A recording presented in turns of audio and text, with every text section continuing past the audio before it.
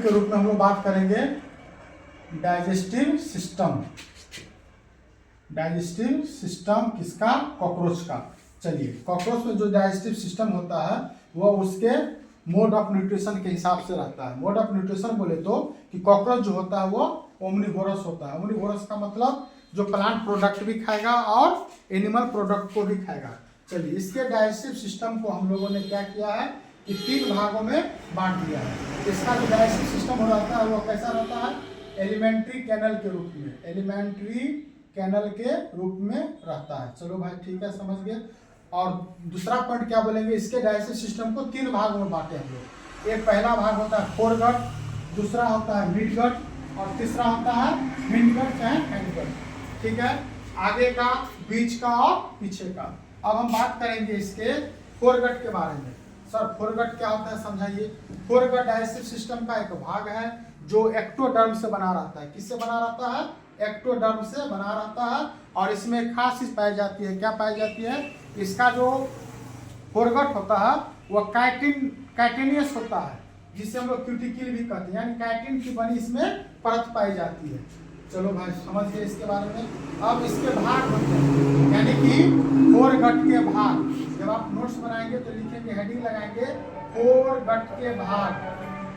तो इसके भाग के रूप में हमको मिलेंगे पहला नंबर 1 माउथ, दूसरा मिलेंगे फेरिंक्स, तीसरा मिलता है ओसोफेगस और 4 नंबर में मिलेगा क्रॉप, 5वां नंबर में मिलेगा गिजार्ड। ठीक है, आपको उसको नंबरिंग के रूप में भी लिख सकते हैं, इसे हम समझाने के लिए लिखे हैं यहाँ पे।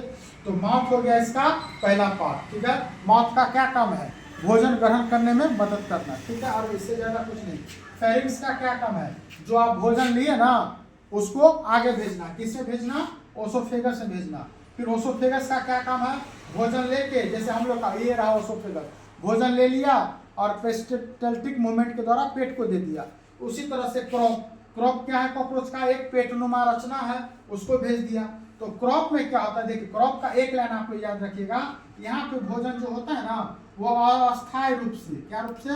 अस्थायी रूप से भंडारण होता है। ये लाइन इंपॉर्टेंट है, इसका भंडारण होता है।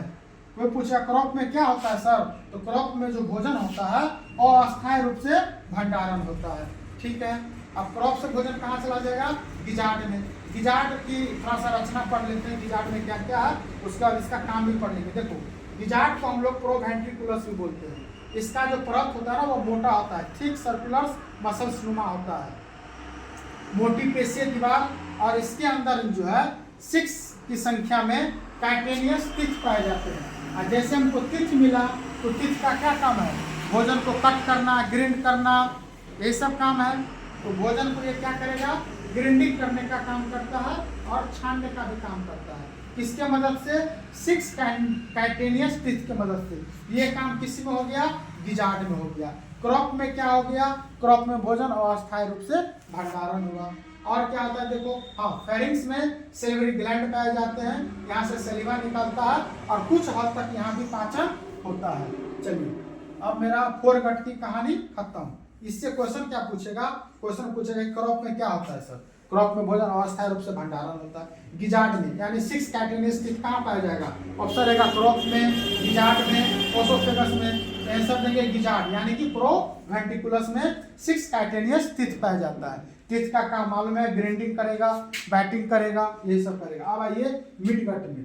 मिडगट देखिए, इसमें एक चीज याद रखना है कि जो भी गट है, 3 प्रकार के गट देखे ना, फोरगट, मिडगट, हिंडगट, सब एक दूसरे से जुड़ा रहता है एक जंक्शन की मदद से। उस जंक्शन को हम लोग अलग अलग नाम देते हैं। चलिए देखते हैं, ये और इसके बीच में जो जंक्शन होता है उसको बोलते हैं हेपेटिक सिका। मिडगट और फोरगट के बीच में जो जंक्शन होता है उसको बोलते हैं हेपेटिक सिका।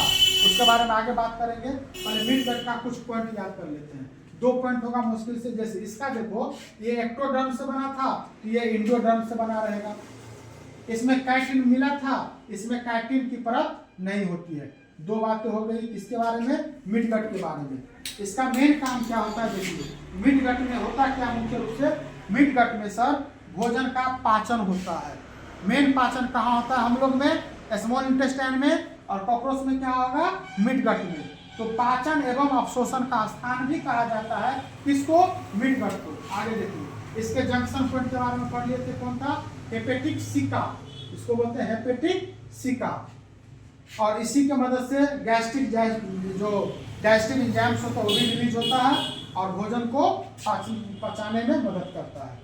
आगे देखिए, और 6 to 8 ब्लैंक ट्यूब्यूल्स पाए जाते हैं, ठीक है, उसी को हेपेटिक सिका बोलते हैं।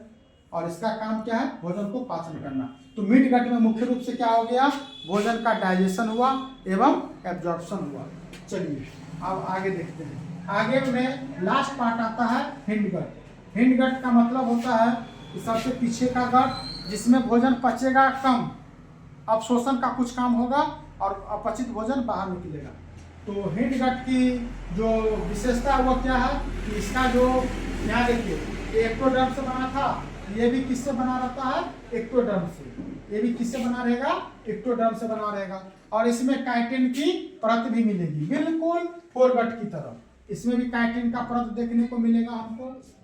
और ये किससे बना रहता है, एक्टोडर्म से बना रहता है। किससे बना रहता है, एक्टोडर्म से। इसके जंक्शन यानी कि ये मिडगट और हिंडगट के जंक्शन जो होता है उसको मैलपीजियन ट्यूब्यूल्स कहते हैं। याद कीजिए, मैलपीजियन ट्यूब्यूल्स एक प्रकार का एक्सक्रीटरी ऑर्गन भी है, किसका, कॉकरोच का। ये एक्सक्रीशन का भी काम करता है और अपचित भोजन को बाहर निकालने का भी काम रेक्टम की मदद से होगा, एनएस की मदद से होगा। तो हिंडगट के बारे में 2 लाइन, यह एक्टोडर्म से बना रहता है और इसकी परत जो होती है वो काइटिन की, यानी काइटिन की परत पाई जाती है इसके ऊपर में, ठीक है। अब आगे का बात, इसके भाग की बात करेंगे तो इसमें 3 भाग मुख्य रूप से होते हैं, इलियम, कोलोन और रेक्टम। जब रेक्टम में आएंगे, इलियम कोलोन होता है, ये रेक्टम में एक स्पेशल स्ट्रक्चर पाया जाता है जिसको बोलते हैं रेक्टल पिपली।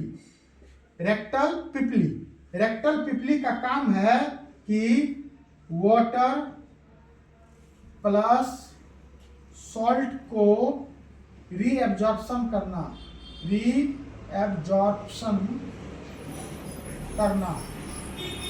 ये याद रखेगा कि पुनः अवशोषण किसके मदद से होता है, और हिंडगट में रेक्टम की मदद से।